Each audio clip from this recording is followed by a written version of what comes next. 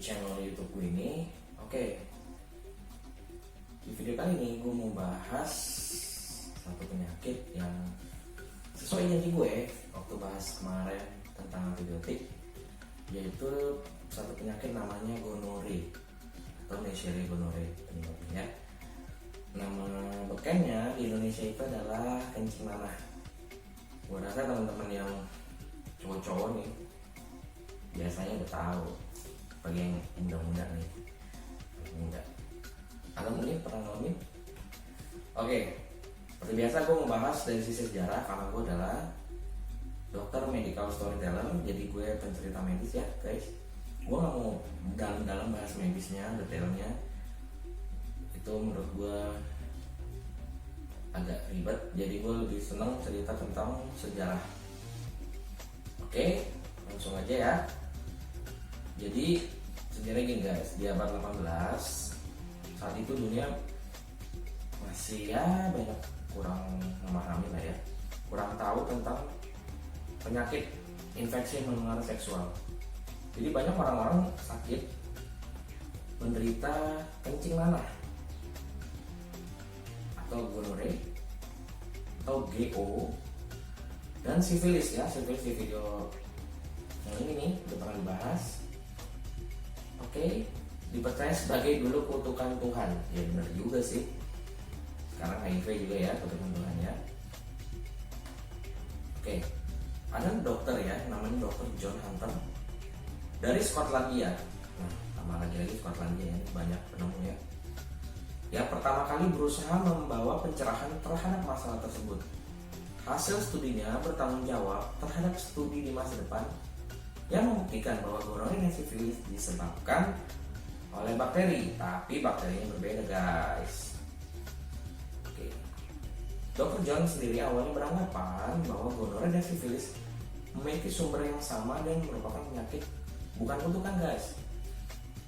Kalau dari sisi agama tetap semua penyakit itu bisa dibilang kutukan lah ya, hukuman dari Tuhan ya. Tetapi melihat dari sisi sains, apalagi atau medis, ya bukan ya. Oke, jadi dokter ini membuktikan bahwa hal tersebut dan bersedia melakukan pengorbanan besar guys dengan menyuntikkan nanah gonore dari pasien ke penisnya sendiri. Luar biasa.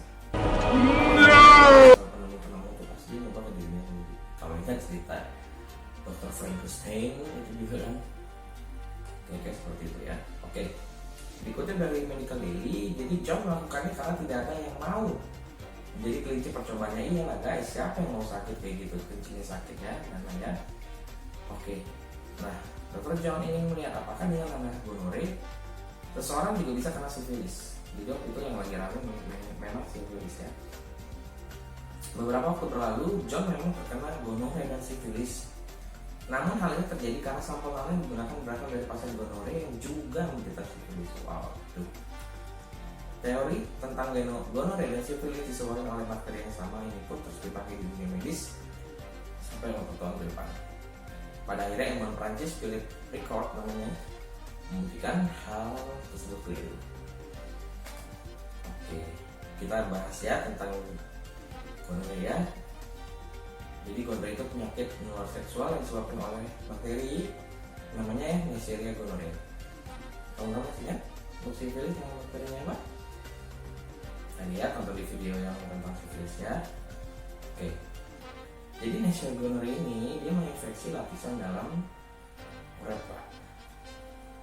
Uretra itu ya saluran kelamin ya. Saluran kemih juga. Kemudian leher rahim untuk perempuan, rektum itu darah anus, tenggorokan dan bagian putih mata atau konjungtiva biasa. Gonore yang di bagian konjungtiva ini diderita bagian tubuh lain. Gonore bisa menyebar melalui aliran darah ke bagian tubuh lain, terutama kulit dan persendian. Pada wanita, gonore bisa menjalar ke saluran kelamin dan menginfeksi saluran di dalam pinggul sehingga timbul nyeri pinggul dan gangguan reproduksi. Bisa bikin malu loh guys ini, dan salah di perempuan, makanya bahaya banget ya. Oke, gonore merupakan penyakit infeksi yang menyerang lapisan di jaringan yang paling atas, jadi namanya epitel, dan bila tidak diwati infeksi akan menyebar dia ke jaringan lebih dalam. infeksi ini nih, gonorrea ini banyak menyerang orang usia muda, tadi yang saya sebut di awal ya, belum menikah dan pendidikan yang rendah. Justru paling banyak terjadi pada perempuan nih, bukan pada laki-laki. Tapi gejala infeksi itu lebih sering timbul pada laki-laki, pada perempuan justru jarang timbul gejala. Nah, infeksi pada daerah anus, dubur, dan faring itu daerah tenggorokan ya, sering terjadi pada laki-laki yang homoseksual. Kenapa kira-kira guys? Karena laki-laki yang homo melakukan hubungan seks secara oral dan anal. Oral itu makanya dia masuk ke mulut yang sampai ke tenggorokan atau faring, dan anorektal atau daerah dubur itu karena melakukan hubungan seksual secara seks. Oke, gejalanya biasa timbul dalam waktu 2 sampai 7 hari setelah terinfeksi. Jadi gejalanya itu ya nggak enak. Terus itu di daerah-daerah Mr. P ya, itu saat berkemih itu atau pipis nyeri, dan karena itu dari Mr. P-nya keluar. Oke, pada wanita juga, tapi dia lebih lama ya, 1 hari biasanya timbul, dan umumnya malah mereka nggak ada gejala maksudnya. Kalaupun ada biasanya ringan.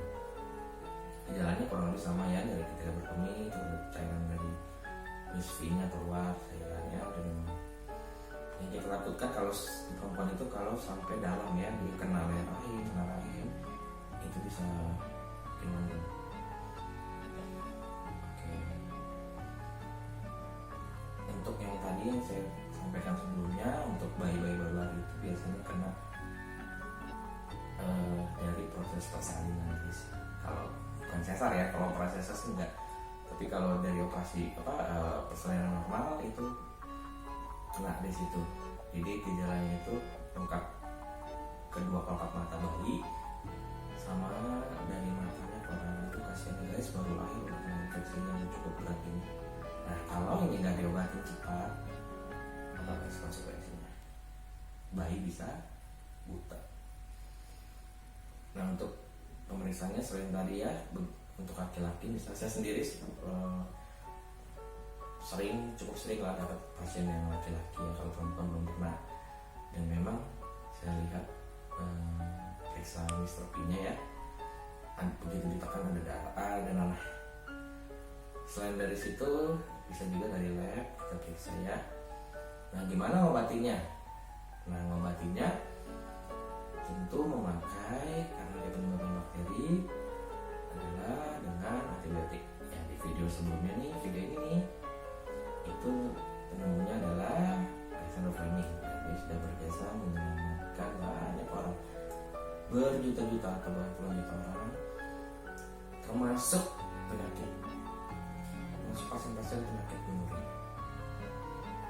Oke, gimana sih cara cegahnya? Yang penting guys, gampang, gak usah melakukan hubungan seksual yang beresiko. Artinya kita tidak usah lah, kalau belum menikah ya udah melakukan kegiatan positif aja, nggak usah coba-coba hubungan seks apalagi dengan mafia PSK gitu kan, yang kita tidak tahu kebersihannya.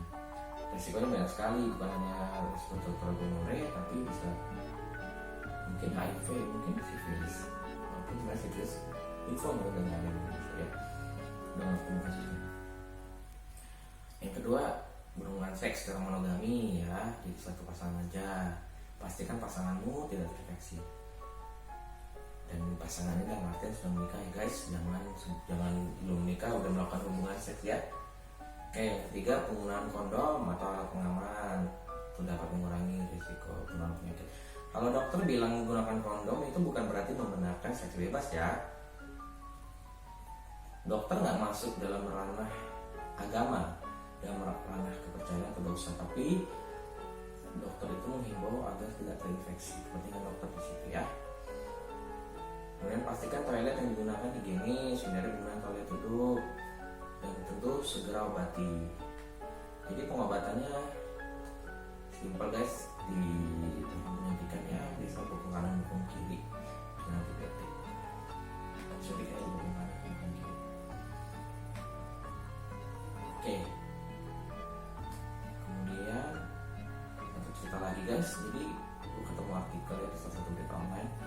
Judulnya 2 pasien Australia terjangkit super gonore di Asia Tenggara. Itu kita tahun 2018, 2 tahun yang lalu. Oke. Nah ini menarik nih. Kenapa sih disebut super gonore ya? Nah karena di video sebelumnya tadi tentang antibiotik gue pernah cerita tentang resistensi obat. Jadi obatnya ini sudah nggak mempan lagi gitu loh pada pengobatan gonore. Jadi sudah obatnya resisten namanya ya. Nah, salah satu penyebabnya karena pasien-pasien ini sering mengkonsumsi antibiotik secara sembarangan. Hanya di video sebelumnya yang tentang antibiotik itu gue jelasin jangan sembarangan di obat sendiri ya. Boleh antibiotik harus dengan resep dokter. Oke. Kenapa bisa terjadi super gonore? Namanya super berarti kan sesuatu yang hebat lah ya. Jadi si dugaannya bakteri gonore yang biasa ini sebenarnya dia berevolusi atau mutasi genetik untuk melawan antibiotik yang digunakan untuk mengobati. Jadi namanya makhluk hidup ya, bakteri itu kan yang makhluk hidup seperti kita. Jadi dia bisa adaptasi loh, dia bisa berevolusi. Jadi dia melakukan mekanisme alami pertahanan tubuhnya. Jadi dia secara genetik ya dia berubah, makanya disebut super gonore. Artinya dengan antibiotik biasa tidak bisa. Dan inilah memang PR untuk para dokter, para farmasis ya, apoteker semua untuk menemukan obat-obat yang dapat mengatasi super gonore. Dan tentu gejalanya pasti lebih berat guys. Dan tapi tenang aja, WHO dan semua organisasi kesehatan pasti akan mencari cara untuk mengobati, dan gue yakin sih pasti ketemu. Yang penting dari kitanya sih guys, lebih mencegah aja, jangan melakukan hubungan seksual yang tidak bertanggung jawab. Oke, gimana menurut lu guys? Menarik kan ya tentang gonore? Nah, gue tunggu komen lo ya di kolom komentar seperti biasa, dan gue mohon banget bantuan lo untuk bantu channel gue semakin besar dengan cara gimana? Like, subscribe, and share. Semoga semakin banyak orang yang tahu channel gue, subscribe gue, view gue semakin besar, dan gue bisa menghasilkan karya-karya yang lebih banyak lagi secara gratis. Dan makin gue berencana menggunakan kerjaan gue udah besar ya, gue menggunakan kandidat lah ya, atau bakti sosial atau ya penyuluhan apapun itu, agar kita bisa terbentuk komunitas dan kita bisa berbagi khususnya info kesehatan. Oke guys, sekian dulu video dari gue. Terus selalu biarlah segala pengetahuan yang kebagian ini boleh dijalani untuk aplikasinya. Amin. Oke, salam sehat, salam dokter Alex. Thank you guys.